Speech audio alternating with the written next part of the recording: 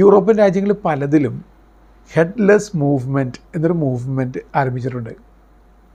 ആ മൂവ്മെൻറ്റ് പ്രത്യേകത എന്താണ്? തല വെട്ടിക്കളയുക എന്നല്ല അതിൻ്റെ മുദ്രാവാക്യം, മറിച്ച് എപ്പോഴും ഇങ്ങനെ തല കൊണ്ട് മാത്രം വിധിച്ച് കുറ്റപ്പെടുത്തി ഒറ്റപ്പെടുത്തി ജീവിക്കുന്നതിന് പകരം ഹൃദയത്തിൻ്റെ ഭാഷ ഒന്ന് കേൾക്കുക, ഹൃദയം കൊണ്ട് കാണുക, ഹൃദയത്തിൻ്റെ ജീനിയസോടുകൂടി ജീവിക്കാൻ ശ്രമിക്കുക. സുവിശേഷത്തിൽ സെയിൻറ്റ് ജോണിനെ നമ്മളെങ്ങനെയാണ് തിരുവത്താഴ ശുശ്രൂഷ രംഗത്ത് കാണുക?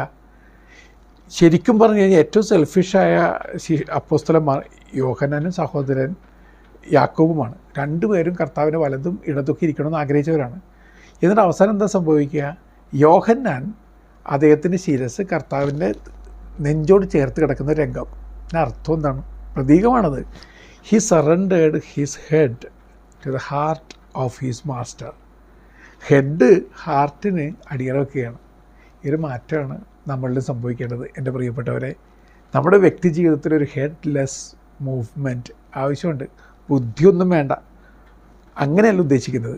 മറിച്ച് ബുദ്ധിയുടെ അതിപ്രായോഗിക വഴികളിലൂടെ സഞ്ചരിക്കുന്നതിന് പകരം ഇടയ്ക്കെങ്കിലും ഹൃദയം പറയുന്നത് ഒന്ന് കേൾക്കുക, ഹൃദയം കാട്ടിത്തരുന്ന കാഴ്ചകൾ കാണുക, ഹൃദയത്തിൻ്റെ വഴിയിലൂടെ നടക്കുക. ഞാൻ ആ ചോദ്യം വീണ്ടും ചോദിക്കുകയാണ്, നിങ്ങൾക്കിപ്പോൾ ഹൃദയം ഉണ്ടോ? നല്ല യാത്ര നേരുന്നു.